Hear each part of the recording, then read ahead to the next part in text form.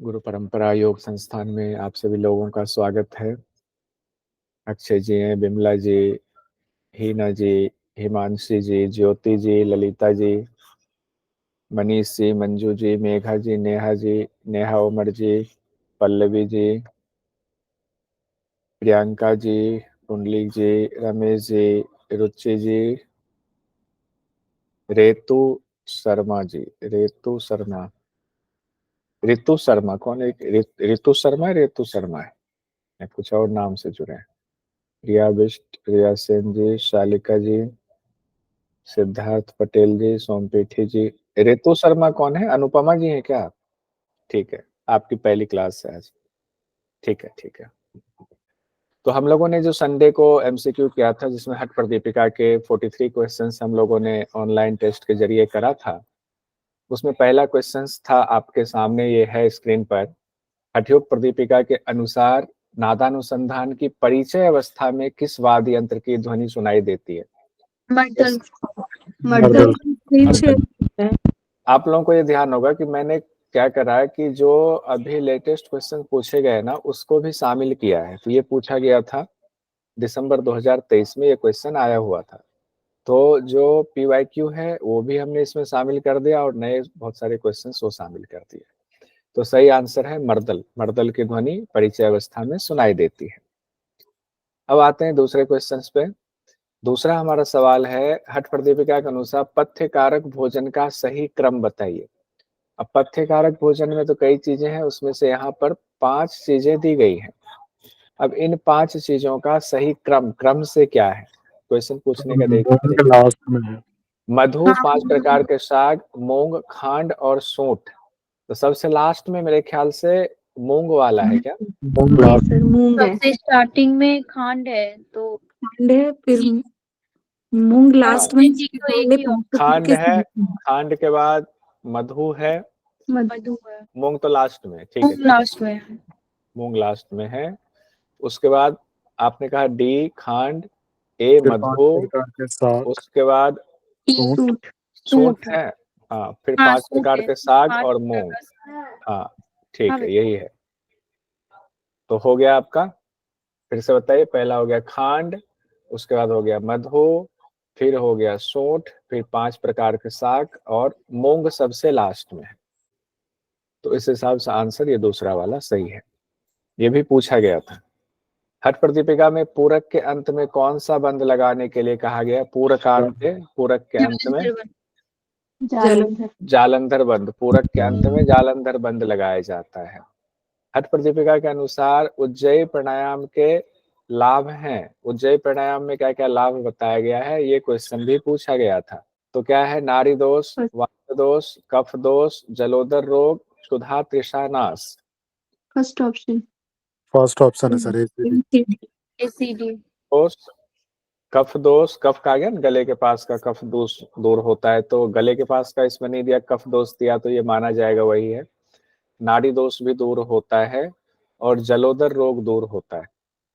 क्या नहीं है उज्जयी प्राणायाम में? वात रोग का नहीं है, क्षुधा तृषानाश का नहीं है, ये ध्यान रखेगा। आगे बढ़ते हैं। हठ प्रदीपिका के श्लोक के अनुसार वायु के कुपित होने पर जो रोग होते हैं, यानी कि प्राणायाम के दौरान कहा गया, यहाँ पर क्वेश्चन इस तरह से है कि वायु के कुपित होने पर, सुन लीजिए क्वेश्चन पूरा सुन लीजिए। जो आपको आता है, इसीलिए जिनको नहीं आता है उससे क्या होगा ना, उनको लगेगा क्वेश्चन तो हमने सुना ही नहीं, बाकी लोग तो बोल दिए। सबको फायदा होना चाहिए उस हिसाब से। तो क्वेश्चन ये कहा गया, प्राणायाम जो अध्याय है, उपदेश है, उस दौरान इसकी चर्चा है कि वायु को धीरे धीरे साधना चाहिए। अगर वायु को हम धीरे धीरे आराम से नहीं साधेंगे तो उससे क्या होगा, हमें नुकसान भी होगा। इसीलिए प्राणायाम ये मत सोचिए कि उसका सिर्फ फायदा है, गलत तरीके से करने पर नुकसान भी है। उसी को दूसरे तरीके से यहाँ क्वेश्चन क्या पूछा गया है, हठ प्रदीपिका के श्लोकानुसार वायु के कुपित होने पर जो रोग होते हैं, क्रम से बताइए, सीक्वेंस में बताइए कैसे श्लोक में या मंत्र में कहा गया है। तो श्वास, सिर वेदना, हिचकी, कास और कर्ण वेदना, ये तो कहा गया है, 5 दिया है, ये सीक्वेंस में नहीं है। अब सीक्वेंस में क्या होगा, अब बताइए आंसर। First option. टिक्का, श्वास, तो काश, हिचकी, सिर वेदना, कर्ण वेदना, हिचकी, श्वास, काश, काश, फिर सिर सिर वेदना, वेदना और सिर कर्ण वेदना। वेदना, कर्ण वेदना। तो हमने कहा था ना कि हिक्का श्वास से याद रखेंगे, हिक्का श्वास, कास, ऐसे है। ये तो मान लीजिए हिचकी या खांसी, तो हम लोगों ने व्याख्या दिया हुआ, वहां जो शब्द इस्तेमाल किया गया है हिक्का, श्वास, कास, ऐसे इस्तेमाल किया, तो हिक्का से शुरू है उसमें। सिर वेदना, कर्ण वेदना है, सिर वेदना फिर कर्ण वेदना, इस तरह से दिया हुआ है आंसर। तो पहला आंसर हमारा सही है। आगे आएंगे, जिनका भी गलत हुआ था देख लीजिए, जिन्होंने एमसीक्यू ऑनलाइन किया था वो लोग मैच कर लेंगे। हठ प्रदीपिका के अनुसार स्वास्थ्य के लिए अहितकर आहार है, ये बहुत ही आसान है। ये तो अगर हठ प्रदीपिका नहीं भी दिया जाता है ना, ये क्वेश्चन दे दिया जाता, अहितकर आहार योग की दृष्टि से फिर से गर्म क्या हुआ, अहितकर है। परवल अहितकर नहीं है, परवल तो हितकारी है। अधिक नमक अहितकर है, मक्खन हितकर है, अधिक खटाई अहितकर है। तो परवल और मक्खन छोड़ करके फिर से गर्म क्या हुआ, अधिक नमक, अधिक खटाई। तो ए, सी और ई, ए सी ई ऑप्शन सही होगा। तो ए सी ई ऑप्शन, दूसरा वाला ऑप्शन ये सही है। बहुत अच्छा। अगला जो क्वेश्चन है, हठ प्रदीपिका में त्राटक की विधि बताई गई है। इस तरह से अब क्वेश्चन पूछा जाता है। त्राटक की विधि क्या है हठ प्रदीपिका में, कि सूक्ष्म लक्ष्य को देखना है स्थिर दृष्टि से। कब तक देखना है, जब तक आंखों से अश्रुधारा आ जाए। तो क्या है इसमें, देखिए कहा गया है स्थिर दृष्टि, भ्रूमध्य दृष्टि, सूक्ष्म लक्ष्य पर एकाग्रता, नासाग्र दृष्टि, अश्रुपात होने तक। तो भूमध्य दृष्टि या नासाग्र दृष्टि जैसा अलग से नहीं है, किसी भी सूक्ष्म लक्ष्य को देखना है। माफी चाहूँ। तो स्थिर दृष्टि 1 हुआ, सूक्ष्म लक्ष्य पर एकाग्रता 2 हुआ, अश्रुपात होने तक देखना है, ये 3 हुआ। तो ए, सी और ई, इसका भी आंसर ए, सी और ई है, यानी चौथा आंसर सही है, ए, सी और ई। उसके बाद अगला क्वेश्चन हमने ये पूछा था, जो कि ये क्वेश्चन अभी भी पीछे PYQ का ही है। हठ प्रदीपिका में नादानुसंधान के अभ्यास के लिए किस आसन में बैठना बताया गया है। नादानुसंधान जब आप करते हैं मुक्तासन, किस आसन में बैठना है, तो कहा गया मुक्तासन में बैठना है। ठीक है, चूंकि आप लोग ये पढ़े हुए हैं और आपने किया भी है, तो थोड़ा बहुत कहीं गलती होगी तो उसको सुधारना है। हठ प्रदीपिका के अनुसार मूल बंध के लाभों का वर्णन किया गया है। मूल बंध के क्या फायदे हैं उसका वर्णन किया गया है। नाड़ी शुद्धि, अपान प्राण की एकता, मलमूत्र की अल्पता, वृद्ध भी युवक के समान हो जाता, अलोलुपता की स्थिति प्राप्त होती है। अब इसमें से 5 दिया, 3 ऑप्शन सही है, 2 ऑप्शन गलत है। ठीक है, तो अब बताइए कि इसमें से मूल बंध से क्या है। अपान और BCD, प्राण की एकता, मलमूत्र की ठीक है, अल्पता, नारी शुद्धि नहीं है इसमें मूल बंध में। अपान प्राण की एकता है, मलमूत्र की अल्पता भी है, और कहते हैं वृद्ध भी युवक हो जाते हैं, ये भी सही। अलोलुपता की तो बात ही नहीं की गई है। तो बी, सी और डी, दूसरा ऑप्शन ठीक है। उसके बाद अगला क्वेश्चन है, हठ प्रदीपिका के अनुसार कौन सा बाधक तत्व नहीं है। बाधक तत्व कौन सा नहीं है, तत्व ज्ञान, यानी कि साधक तत्व होगा। तो ये तत्व ज्ञान है, वैसे कहा गया अत्याहार, जनसंग, नियम आग्रह तत्व ज्ञान है। तो बाधक तत्व कौन सा नहीं है, तो ये तो बाधक तत्व है। अत्याहार, जनसंग भी बाधक तत्व है, नियम आग्रह भी बाधक तत्व में है, तो तत्व ज्ञान बाधक तत्व नहीं है। हठ प्रदीपिका के अनुसार आसन से होने वाले लाभ। हठ प्रदीपिका के अनुसार आसन से होने वाले लाभ कौन कौन से, आरोग्यता, दृढ़ता, स्थिरता, शरीर में हल्कापन, इसमें से 3 कोई होगा। धैर्यम आरोग्यम प्रदान। CDA, थर्ड ऑप्शन, सारा ही है क्या। सर नहीं, धैर्यम CDA, आरोग्यम और लाभ। धैर्यम, आरोग्यम, अम्बलाभम। ठीक है, तो आपका कहना है कि आरोग्यता, स्थिरता और शरीर में हल्कापन ये आसन का गुण है, तो वही सही है। CDA या ACD जो भी कहे, बात एक ही है। तो CDA लेकिन लिखा ऐसे ही था एग्जाम में। हठ प्रदीपिका में वर्णित 4 सर्वाधिक महत्वपूर्ण आसन। 4 सर्वाधिक महत्वपूर्ण आसन हठ प्रदीपिका में कौन था? सिप शिव, हम लोगों ने पढ़ा था ना, सिप शिव, सिप शिव। देखिए सिप शिव कौन है? Sir option D option. D option. पद्म भद्र सिद्ध, ऑप्शन डी। 4 क्यों लिख दिया? ठीक है, तो ये डी वाला ऑप्शन है। यहाँ सीक्वेंस नहीं पूछा गया, इससे क्वेश्चन दे दिया गया 4 कौन से महत्वपूर्ण है, वो दे दिया हमने। अगला क्वेश्चन है, हठ प्रदीपिका के अनुसार कुटिया में 4 हाथ की दूरी पर क्या नहीं होना चाहिए? Sir option A. शिला अग्नि जल। ठीक है, तो इसमें पूरा जो क्वेश्चन है वो इस तरह से दिया गया, 4 ऑप्शन दिया गया, एक ही सही करना है। शिला अग्नि जल एक में दिया गया, चूहे का बिल, मिट्टी आसन, पहाड़ पेड़ कुआं, इनमें से कोई नहीं। अब अगर आप देखेंगे तो चूहे का बिल भी नहीं होना चाहिए, मिट्टी आसन भी नहीं होना चाहिए, वहां पहाड़ पेड़ कुआं भी नहीं होना चाहिए। अब सवाल ये है कि उस मंत्र में क्या कहा गया है, श्लोक में क्या कहा गया है, तो इसीलिए वो अप्रोप्रिएट होगा। शिला अग्नि जल कहा गया कि वर्जित है ये 4 हाथ की दूरी पर। हठ प्रदीपिका में पहला आसन कौन सा बताया गया? हठ प्रदीपिका में पहला आसन कौन सा बताया स्वस्तिक गया? आसन। स्वस्तिक आसन पहला आसन बताया गया। हठ प्रदीपिका में रोगों के लिए अस्त्र के समान किस आसन को कहा गया है? रोगों के लिए अस्त्र के समान कहा है। मत्स्येंद्र आसन। मत्स्येंद्र आसन, स्वस्तिक आसन, मयूरासन, सिद्धासन। गलती कहाँ हम लोग कर देते हैं? मयूरासन कई बार हमसे गलती हो जाती है। मत्स्येंद्र आसन सही आंसर है। रोगों के लिए अस्त्र के समान मत्स्येंद्र आसन को कहा गया है। सुषुम्ना में प्राण जाता है और उदर पतला हो जाता है, ये दोनों किस आसन से होता है? तो पश्चिमोत्तान इन्हीं आसन। एक की ना माइक खुलती है तो बहुत तेज आवाज आती है, तो देखिए किनके यहाँ से दिक्कत ज्यादा है, या तो कहीं से टकरा रहा है कुछ। तो मत्स्येंद्र आसन, पश्चिमोत्तान आसन, मयूरासन, सिद्धासन। तो हम लोगों ने जो पढ़ा हुआ है, पश्चिमोत्तान आसन में 2 चीजें हैं, सुषुम्ना में प्राण जाता है और पेट पतला होता है, उदर पतला होता है। पश्चिमोत्तान आसन सही आंसर है। किस आसन के लिए कालकूटनम शब्द का इस्तेमाल किया गया है? सिद्धासन, मयूरासन। सोमपीठी जी, आपका सर माइक जो है ना वो डिस्टर्ब कर रहा है, तो आप मैसेज में जवाब दे दो। किस आसन के लिए कालकूटनम शब्द का इस्तेमाल किया गया है? सिद्धासन, मयूरासन, पद्मासन, पश्चिमोत्तान आसन। तो मयूरासन, हाँ, मयूरासन। मयूरासन। मयूरासन का कालकूटनम है। हठ प्रदीपिका में नियमों में श्रेष्ठ किसे कहा गया? मिताहार, अहिंसा, सत्य, अस्तेय। नियमों में श्रेष्ठ अहिंसा। अहिंसा। मिताहार को यमों में। यम, ठीक है। तो नियमों में श्रेष्ठ आपका अहिंसा हो गया, बहुत सुंदर। हठ प्रदीपिका के अनुसार 12 वर्षों तक किस तरह अभ्यास करने से निष्पत्ति अवस्था मिलती है? इसमें ऑप्शन दिया हुआ है, पहले तो 4 है, इसमें से चुनना है। आत्मध्यायी, मिताहारी, सिद्धासन का अभ्यास, प्राणायाम।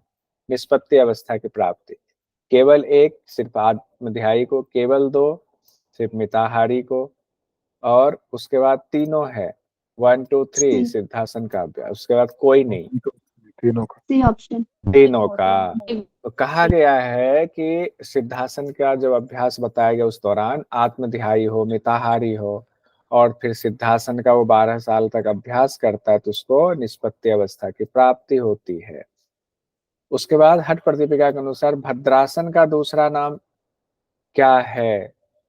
तो भद्रासन का दूसरा नाम गोरक्षासन। गोरक्षासन।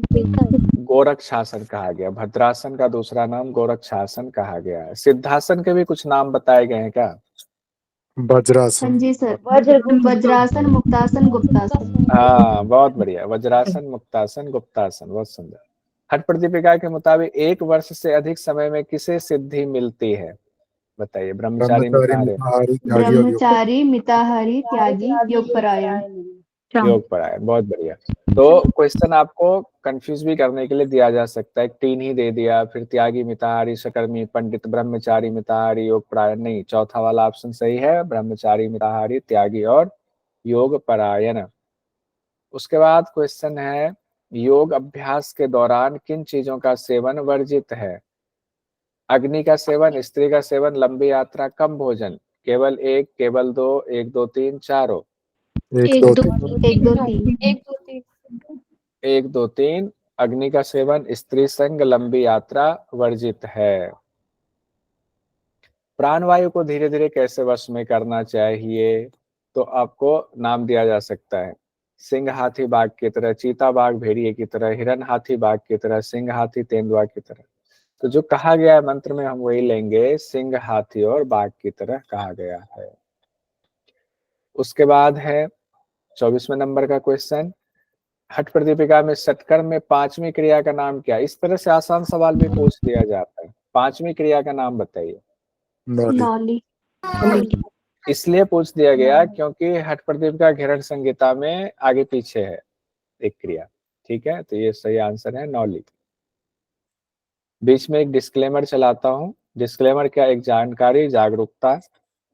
जो लोग भी बाइक चलाते हैं, बाइक से काम पर जाते हैं, मेरा आग्रह है, मेरी बात मानिएगा। अगर जरा से भी मेरे प्रति आपकी आस्था हो या आपको लगे कि नहीं मानते हैं मुझे, तो हेलमेट का इस्तेमाल जरूर कीजिएगा। और अगर थोड़ा समय हो तो देख लीजिएगा, हाथ का भी आता है बांधने वाला पैड, पाँव का भी आता है बांधने वाला पैड, जो पाँव घुटने तक की रक्षा करता है। दोनों पाँव में, दोनों हाथ में भी आता है, और दस्ताने में भी अच्छा सा आता है। उसका इस्तेमाल जरूर करें। आप कहोगे क्यों मैंने बीच में ये बोला। आज मेरे परिवार में एक घटना हो गई, मेरे गांव में, मेरे परिवार का ही है। अशौच की स्थिति हो गई है मेरे लिए, यानी कि बाइक से एक्सीडेंट हुआ। हमारे दूर का चचेरा भाई, उसके बेटे का कल हुआ था, हॉस्पिटल में भर्ती हुआ, अच्छा खासा खर्च भी हुआ, लेकिन उसकी जान नहीं बच पाई क्योंकि हेलमेट नहीं पहना था, सिर में बहुत चोट लगी थी, उसकी डेथ हो गई। तो हम लोग ये लापरवाही ना करें, मैं हाथ जोड़ के सबसे विनती करता हूँ। अब उस माता पिता की क्या हाल होगी, मैं तो यहाँ हूँ, गांव की घटना है, उस परिवार की क्या हालत होगी। पूरे गांव में सन्नाटा है कि एक लड़के के साथ ऐसा हो गया। तो कोई भी ऐसा ना करे। आइए हम अगले सवाल की तरफ बढ़ते हैं। कुष्ठ रोग किस षटकर्म से ठीक हो जाता है। कुष्ठ रोग किस षटकर्म से ठीक हो जाता है। धोती से, बस्ती से, नेति से, त्राटक से। धोती। धोती। धोती कहा गया। धोती में भी हम लोगों ने पढ़ा था, वस्त्र धोती की चर्चा आई थी। बहुत सुंदर। हठ प्रदीपिका में प्राणायाम के दौरान बंध का क्रम बताया गया है। क्रम बताया गया ना, बंध का प्राणायाम के दौरान कौन सा क्रम होता है। जालंधर, मूल और उड्डयन। जालंधर बंद, मूल बंद, उड्डयन बंद, मूल। उड्डयन। ये हमने उसमें कंपेयर करके बताया हुआ था, नोट्स में अगर हो या वीडियो में देख लीजिएगा। जब बंद की चर्चा हो रही है या प्राणायाम की चर्चा हो रही है, उसमें जालंधर, मूल बंद, उड्डयन बंद, पहले जालंधर बंद लगाएंगे, फिर मूल बंद लगाएंगे, फिर उड्डयन बंद लगाएंगे। उसके बाद अगला सवाल है, हठ प्रदीपिका में सुषुम्ना का पर्यायवाची कौन सा नहीं है। सुषुम्ना किसको नहीं कहा जाता है। शून्य पद भी, महापद, शांभवी, खेचरी। बताइए। खेचरी। सही आंसर खेचरी है। बहुत बढ़िया। अगला सवाल है, हठ प्रदीपिका के मुताबिक महावेद के बिना किन दो मुद्राओं का अभ्यास निष्फल होता है। ये आंसर मुद्रा महावन, ये गलत था सर उसमें। गलत टिक लग महामुद्रा गया। महावन। हमने उसमें जो टिक लगा था, हाँ, महामुद्रा और महाबंध होगा, हमने गलती से इसको कर दिया था। इसको अब करेक्ट कर दिया है ताकि ये बाद। सर घेरन संहिता में है, हाँ, महामुद्रा ये मूल। बहुत बढ़िया, बहुत अच्छा कहा आपने। ये घेरण संहिता में कहा गया है। अगर क्वेश्चन सेम हठ प्रदीपिका की जगह घेरण संहिता हो जाए तो महामुद्रा मूलबंध हो जाएगा, हठ प्रदीपिका होगा तो महामुद्रा महाबंध होगा। ठीक है, तो जिनको भी दिक्कत हो इसको देख लीजिएगा, कहीं नोट कर लीजिएगा। अगला क्वेश्चन है, हठ प्रदीपिका के मुताबिक हर 7 दिन पर जिह्वा को कितना काटना चाहिए। सुई की नोक के बराबर, रोम बराबर, अपनी सुविधानुसार, या 2 मिलीमीटर। रोम के रोम बराबर। सर रोम बराबर। रोम बराबर कहा गया कि रोम बराबर काटना है हर 7 दिन पर। ये नहीं लगा दे वहां कि नहीं नहीं हर किसी की क्षमता अलग अलग होती है। तो अपनी सुविधा अनुसार काटेगा नहीं, उसमें मंत्र में श्लोक में ये लिखा हुआ है। उसके बाद कहते कितने दिन खेचरी में रसपान करने से तक्षत नाग के काटने का भी असर नहीं होता है। 15 दिन सोमपान, रोज सोमपान, 1 क्षण सोमपान, 1 महीना सोमपान करने से। तो रोज सर रोज रोज इसमें कंफ्यूजन कहाँ हुई थी? रिया जी हैं, रिया जी क्लास और में? मेरा भी ये कंफ्यूजन हुआ, हाँ जी एक सर। क्षण मैंने लगाया था। तो रिया जी को जो कंफ्यूजन हुई वो और लोगों को भी हो सकता है। क्या कंफ्यूजन हो गई रिया जी, एक बार बताइए, ताकि हम लोग अभी कंफ्यूजन सारा दूर कर लेंगे ना तो बाकी लोगों को भी लगे। बताइए रिया जी एक बार। हाँ जी सर, मैंने हड्ड प्रदीपिका में श्लोक देखा था, तो वहां पे आधा क्षण लिखा हुआ था, और लेकिन उसमें ये भी लिखा हुआ था कि खाली विषैले सांपों के काटने से आधे क्षण के लिए भी अगर वो सोमरस का पान करता है तो इनका असर नहीं होगा। तो ये मैंने आपको पूछा था, लेकिन मैंने बाद में दूसरा श्लोक भी देखा, वहां पे प्रॉपर तक्षक नाग का भी जिक्र है, और वहां पे नित्यम करके लिखा है कि अगर वो नित्य सोमरस का पान करेगा तो हाँ, तक्षक नाग का असर नहीं होगा। बहुत बढ़िया। कहने का तात्पर्य ये कि एक एक आपके श्लोक में लिखा हुआ है कि अगर आप आधा क्षण करेंगे पान तो क्या होगा, विष का असर नहीं होगा, विष नहीं लगेगा आपको। लेकिन तक्षत नाग जब नाम आए तो क्या हमें ये ध्यान रखना पड़ेगा, क्या किसी श्लोक में तक्षत नाग नाम आया हुआ है? तो आया हुआ है, और जहां आया है वहां रोज का की चर्चा है कि रोज सोमपान का, सोमरस का पान करेंगे। तक्षत नाग भी काटे तो उसका भी जहर असर नहीं करेगा। तो कंफ्यूजन कई बार हो जाती है, और इसी के लिए क्लास है कि कंफ्यूजन को दूर करें, ताकि एग्जाम में कंफ्यूजन नहीं चलेगा। अभी तो चल जाएगा।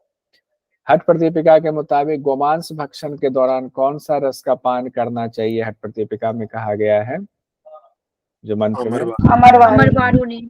अमरवारुणी, सोमरस, चंद्ररस, सूर्य। अब देखिए अमरवारुणी भी वही है, सोमरस भी वही है, और ये चंद्ररस भी वही है।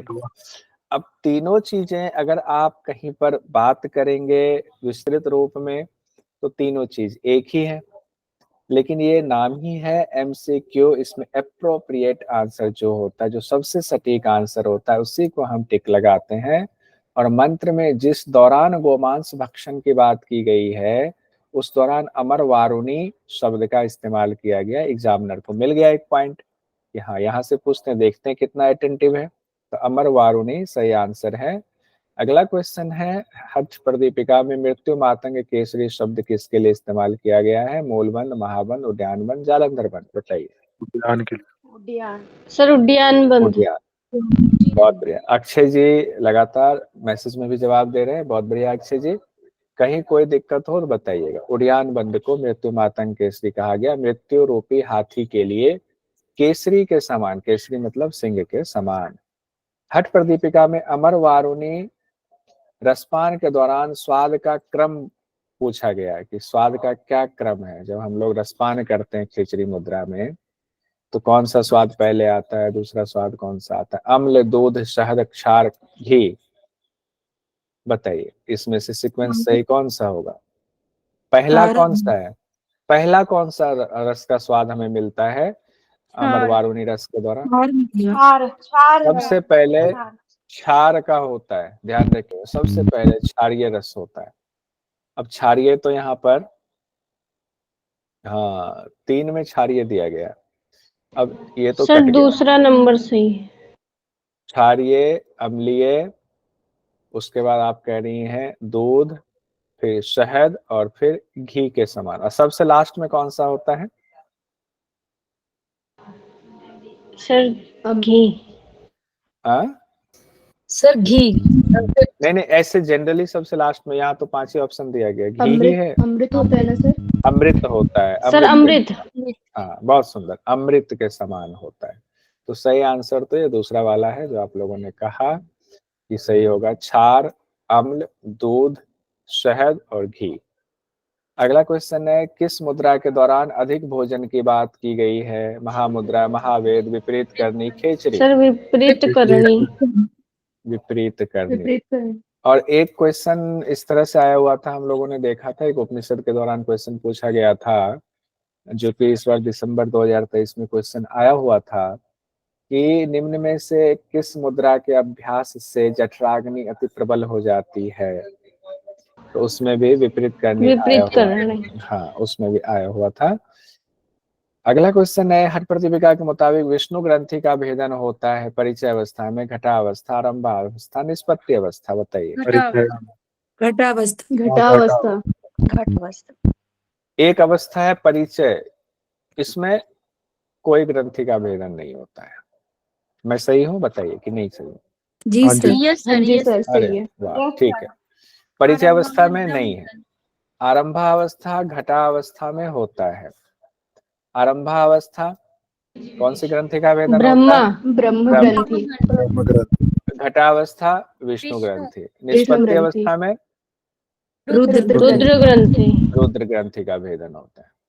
रुद्र ग्रंथि का भेदन किस अवस्था में होता है? लीजिए क्वेश्चन भी आ गया। निष्पत्ति अवस्था। निष्पत्ति अवस्था में। नादानुसंधान के सही क्रम को चुने। ये क्वेश्चन कई बार आता है, कई बार उपनिषद के हिसाब से आ जाता है, कई बार ऐसे सिंपल आ जाता है। सर आरंभावस्था, चौथा ऑप्शन सही है। चौथा, आरंभावस्था, घटावस्था, परिचय अवस्था, निष्पत्ति अवस्था, चौथा ऑप्शन बिल्कुल सही है। हठ प्रतिपिका के मुताबिक भ्रामरी प्राणायाम के दौरान पूरक करते हैं किस नर तरीके? भ्रमर की आवाज में। की आवाज। हाँ, नर भ्रमर की आवाज में पूरक और मादा भ्रमर की आवाज में रेचक करते हैं। हठ प्रतिपिका के मुताबिक सहित कुंभक कहा जाता है पूरक रेचक के साथ, पूरक रेचक के बिना, पूरक के साथ, रेचक के साथ, बताइए। पूरक रेचक के साथ। पूरा रेचक के साथ। फर्स्ट वाला सही है। पूरक रेचक दोनों होगा तभी सहित कुंभक होगा, और पूरक रेचक के बिना हो गया तो कौन सा प्राणायाम हो गया? वो केवली कुंभक। केवल केवरी कुंभक। राजयोग पद की प्राप्ति में सहायक है भ्रामरी कुंभक, केवली कुंभक, सहित कुंभक, इनमें से कोई नहीं। केवली केवली कुंभक। केवली कुंभक, बहुत बढ़िया। उसके बाद है व्योम चक्र किसका समानार्थी है? व्योम चक्र। सर खेचरी मुद्रा। केचरी मुद्रा। केचरी मुद्रा। व्योम चक्र की चर्चा कहाँ कहाँ पे है, किन्हीं को पता है? सिद्धांत पद्धति में सिद्धांत पद्धति, योगराज ठीक है, सिद्धांत पद्धति और योगराज उपनिषद में हम लोगों ने कल ही पढ़ा था व्योम चक्र की। व्योम चक्र को एक और नाम कहा गया, कह सकते हैं क्या? अगर आकाश चक्र दे दे। आकाश चक्र। कितने कमल दल होते हैं इसमें व्योम चक्र में? 16। 16। 16 कमल दल बताए गए। बहुत सुंदर। किस कुंभक के अभ्यास से साधक में सृष्टि संहार की क्षमता आ जाती है? सर सिद्धकारी। शीतकार। अब ऐसा नहीं कि किन्हीं से लड़ाई हुई तो अब अक्षय जी बहुत सुंदर, बहुत बढ़िया, किसी से लड़ाई हुई, शीतकारी प्राणायाम शुरू कर दिया, अब इसकी तो सृष्टि के संहार ही कर देंगे, नहीं कर सकते आप। ध्यान रखिएगा, यहाँ एक बार फिर से रिपीट करता हूँ, सृष्टि संहार का तात्पर्य ये नहीं है कि आप किसी का घर उजाड़ देंगे, किसी का पेड़ पौधा हवा में उड़ा करके उसका घर पे गिरा देंगे, ये सब नहीं कर सकते आप। सृष्टि संहार का तात्पर्य यहाँ प्रकृति और पुरुष से है। आपकी अपनी जो प्रकृति है, चित्त को आप इतना स्थिर कर लेते हैं कि आप योगमय हो जाते हैं, आप उस सृष्टि से अनासक्त हो जाते हैं, जिसको कि गीता में कर्मयोग कहा गया है। वही सृष्टि संहार की क्षमता की स्थिति है। यानी आप चाहे तो हट जाए, सृष्टि को छोड़ दें, तो अपनी सृष्टि बस आप संहार कर सकते, दूसरे का तो बिल्कुल नहीं करेंगे। हाँ, लेकिन एक चीज है कि अगर आप उस स्थिति में अवस्थित हो गए, आत्म तत्व में स्थित हो गए, योगी हो गए, तब अगर आपका कोई नुकसान करता है तो उसका नुकसान अपने आप हो जाता है, उसकी क्षति अपने आप हो जाती है, ये जरूर है, कहा गया है शास्त्र में। हठ प्रदीपिका में नादानुसंधान के अभ्यास के दौरान किस मुद्रा का अभ्यास किया जाता है? नादानुसंधान। बहुत बढ़िया, ध्यान रखिएगा, बहुत अच्छा सवाल है। नादानुसंधान का अभ्यास कर रहे हैं तो उस दौरान सांभवी मुद्रा का अभ्यास करना की बात की गई है। फिर दाहिने कान से ध्वनि सुननी है, आवाज सुननी है, नाद को सुनना है। हो गया क्वेश्चन कंप्लीट। कितने क्वेश्चंस पूछे गए थे निचोड़ करके। अब अगला जो होगा हमारा एमसीक्यू, वो होगा घेरन संहिता का।